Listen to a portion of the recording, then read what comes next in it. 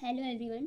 आज हम बात करेंगे प्लांट बायोटेक का topic that is plant tissue culture के बारे में। Plant tissue culture is the in vitro aseptic culture of cells, tissue और whole plant under controlled nutrition and environmental conditions often to produce the clone of the plant. ठीक है, plant tissue culture क्या होता है? हम जो है in vitro में मतलब जो लैबोरेटरी कल्चर होता है उसमें प्लांट के सेल या टिश्यू को जो है ग्रो कराते हैं होल प्लांट में अंडर कंट्रोल्ड न्यूट्रिशनल और एनवायरमेंटल कंडीशंस। कंट्रोल्ड न्यूट्रिशनल और एनवायरमेंटल कंडीशन मतलब हम जो उस कल्चर में न्यूट्रिशंस देते हैं जो कि प्लांट के लिए, प्लांट की ग्रोथ के लिए रिक्वायर होते हैं, और एनवायरमेंटल कंडीशन उसमें जैसे CO2 और जो गैसेस हैं और जो वाटर है उसको प्रॉपर मात्रा में देते हैं often to produce the clone of the plants. जो प्लांट टिश्यू कल्चर में न्यू प्लांट बनता है किसी सेल से, किसी टिश्यू से, वो जो होता है जो पेरेंट प्लांट होता है उसके क्लोन मतलब उसी के जैसे सेम होता है। ठीक है, many plant cells have the ability to regenerate the whole plant। Plant cell में एबिलिटी होती है कि होल प्लांट में रीजनरेट कर जाए, होल प्लांट में डेवलप हो जाए, एक सेल जो है होल प्लांट में डेवलप होगी। इस एबिलिटी को बोलते हैं, इस फिनोमिनन को बोलते हैं टोटीपोटेंसी। ठीक है, अब एक टर्म और है जो प्लांट टिश्यू कल्चर में यूज़ होता है, plant cell without cell wall, उसको बोलते हैं protoplast. Can often be use to generate a new plant. जो प्रोटोप्लास्ट होते हैं उसको भी प्लांट टिश्यू कल्चर में यूज करते हैं न्यू प्लांट को जनरेट कराने के लिए। ठीक है, the controlled condition provide the culture include the proper supply of nutritions, pH medium, adequate temperature and proper gases and liquid environments.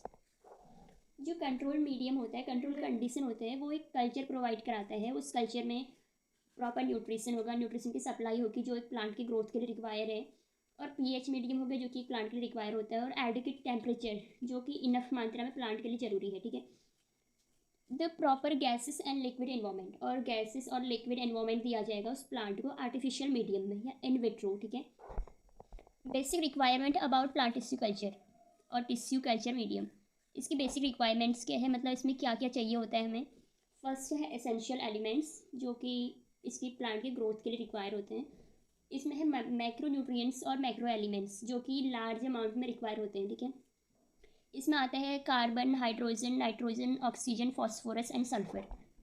Now the micro nutrients जो कि स्मॉल अमाउंट में require होते हैं, that is iron, zinc and copper. ठीक है, दूसरा जो requirement होती है इसकी, कार्बन सोर्स रिक्वायर होता है, ये जो है उसमें सुक्रोज ऐड करते हैं हम। जेलिंग एजेंट हो गया ईस्ट एक्सट्रैक्ट या फिर अगार का यूज करते हैं। और ग्रोथ रेगुलेटर्स होते हैं हार्मोन्स। ठीक है, जो प्लांट हार्मोन्स होते हैं, ग्रोथ हार्मोन्स होते हैं। इनमें पहला आता है ऑक्सीजन जिसको बोलते हैं इंडोल 3A एसीटेट बोलते हैं। ठीक है, ये जो है कैलस फॉर्मेशन और ग्रोथ में हेल्प करता है और सोमैटिक एम्ब्रियोजेनेसिस करता है। सोमैटिक एम्ब्रियोजेनेसिस मतलब embryo form from the single somatic cell of the plant. मतलब प्लांट के सिंगल जो है सोमैटिक सेल से एम्ब्रियो का फॉर्मेशन हो रहा है, इसको बोलते हैं सोमैटिक एम्ब्रियोजेनेसिस। दूसरा है इसमें साइटोकाइनिन। साइटोकाइनिन जैसे कि नाम से पता चल रहा है, साइटो मतलब सेल, काइनिन मतलब डिवीजन। ठीक है, इस सेल डिवीजन में हेल्प करता है। लीफ सेनेसेंस करता है, मतलब सेनेसेंस का मतलब होता है एज ऑफ फॉलिंग, मतलब जब लीफ फॉल होने लगती है। ठीक है, उसमें करते हैं। अब है ratio of oxygen and cytokinin.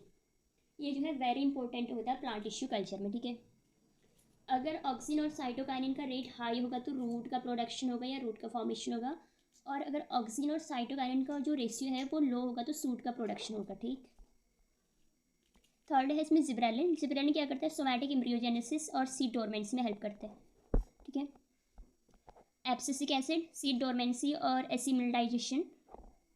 Now ethylene क्या करता है, ये रिपेनिंग ऑफ फ्रूट करता है।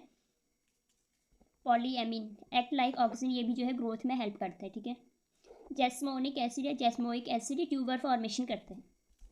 नाउ पांचवा आ गया इसमें विटामिन जो कि रिक्वायर होते हैं, और मोस्ट कॉमन विटामिन होता है विटामिन बी जिसका साइंटिफिक नेम है थायमिन।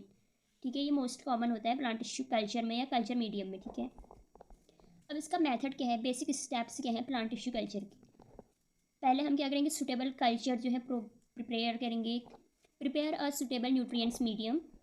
नाउ इससे ना हम एक एक्सप्लांट लेंगे। एक्सप्लांट मतलब जिस सेल को या जिस प्लांट को हमें कल्चर मीडियम में ग्रो कराना है, हम जिस प्लांट से ले रहे हैं उसको बोलते हैं एक्सप्लांट। ठीक है, स्टेबलाइजेशन ऑफ एक्सप्लांट, इसको स्ट्राइल करेंगे। स्ट्राइल मतलब इसमें जो कंटामिनेशन होते हैं उनको रिमूव करेंगे। इसको करते हैं हम सोडियम हाइपोक्लोराइड में वॉश करके, या फिर मर्क्यूरी क्लोराइड से वॉश करके, ठीक है। और अब होता है इनक्यूलेशन, होता है इनक्यूलेशन या ट्रांसफ़र। इसको हम सॉलिडिफाई करने के लिए ट्रांसफ़र करते हैं एक सॉलिडिफाई एजेंट में, जो कि on the surface of solidifying nutrients medium under aseptic condition. Aseptic condition का मतलब होता है स्टेराइल कंडीशन या फिर कंटामिनेशन फ्री कंडीशन, ठीक है। नाउ इंक्यूबेशन, अब हमने इसको ग्रोथ कल्चर में इंक्यूबेट तो करा दिया, उसमें इंट्रोड्यूस करा दिया, लेकिन अब इसके ग्रोथ के लिए, इनके इंक्यूबेशन के लिए हम क्या करेंगे, इसको इंक्यूबेट करेंगे ग्रोथ चैम्बर या फिर टिश्यू कल्चर रूम में, ठीक है।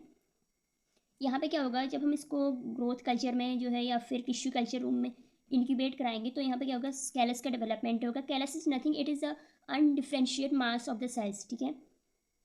और रूट और सूट का डेवलपमेंट होना शुरू होगा यहाँ से, जो एक्सप्लांट है उससे, ठीक है। अब यहाँ पे रीजनरेशन होगा, पांचवा स्टेप। रीजनरेशन का मतलब plant let regenerate after transferring a portion of callus on to another medium और incubation of roots and shoots और directly from the explant. Regeneration में क्या होता है, एक कैलस का पोर्शन लेते हैं, उसको किसी अदर कल्चर मीडियम में ट्रांसफर कराते हैं, जिससे होल प्लांट जो है ग्रो होता है और डेवलप होता है, या फिर रूट और सूट से होल प्लांट होता है, या फिर डायरेक्टली एक्सप्लांट से होल प्लांट बनता है, ठीक है। अब इसमें हार्डनिंग आ गया, प्लांट तो बन गया हमारा, उसके उसमें हार्डनिंग कैसे, हार्डनिंग मतलब जो एनवायरमेंटल कंडीशंस हैं उनको अडॉप्ट कैसे करेगा वो, ठीक है। Hardening is the gradual exposure of plantlets for acclimatisation to environmental condition.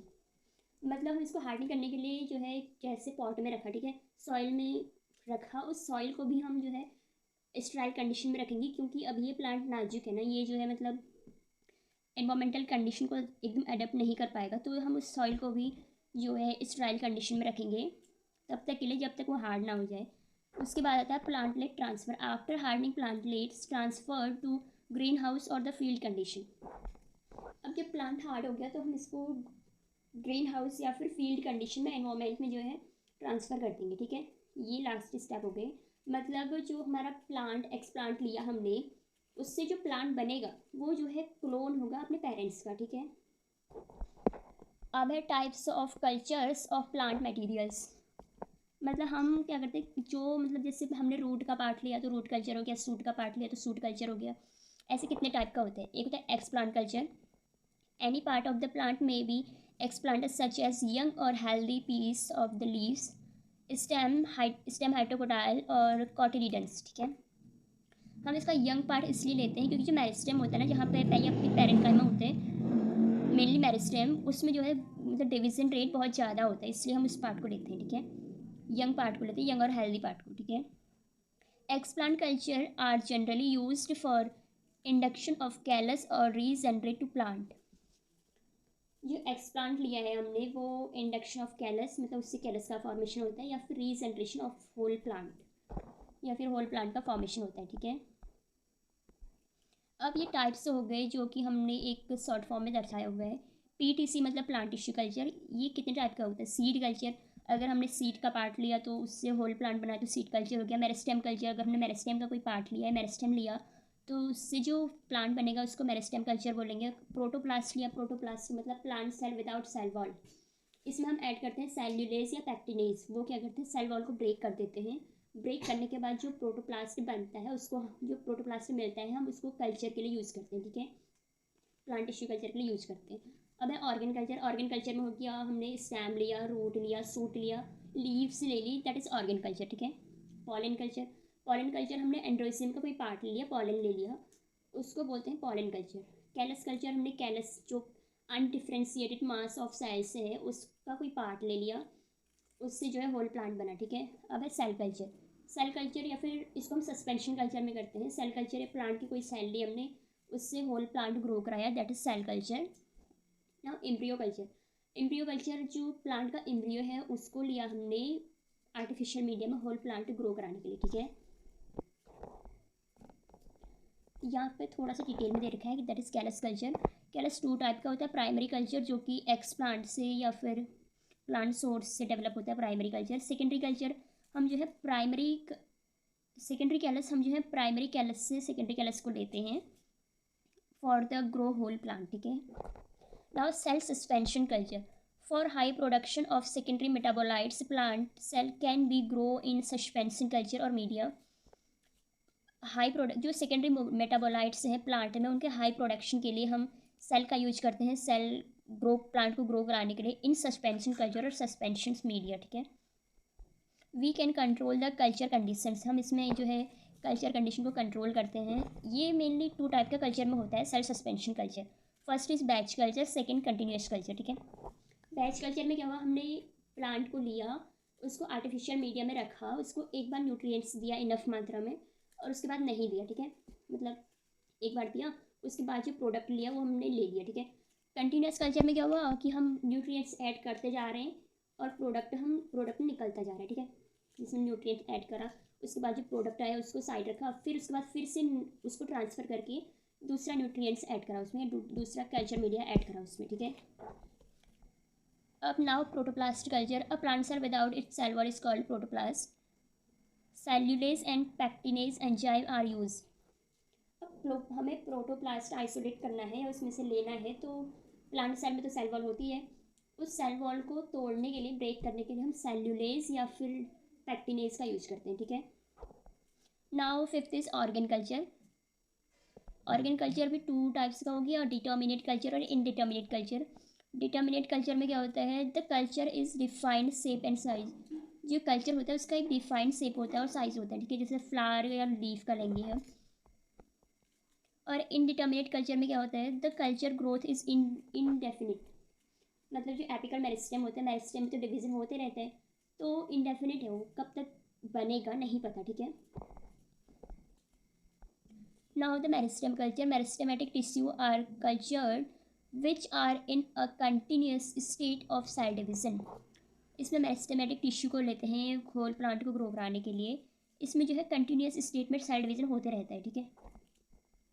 Now the embryo culture. Diploid cell are used for culturing. जो एम्ब्रियो होते हैं मतलब डिप्लॉयड सेल लेते हैं प्लांट को ग्रो कराने के लिए या कल्चर करने के लिए, ठीक है. Now the haploid culture. Haploid culture में हम ओव्यूल लेंगे या फिर पॉलन लेंगे. पॉलन लिया तो हमने उसको पॉलन कल्चर बोलेंगे और ओव्यूल लिया तो ओव्यूल कल्चर बोलेंगे, ठीक है.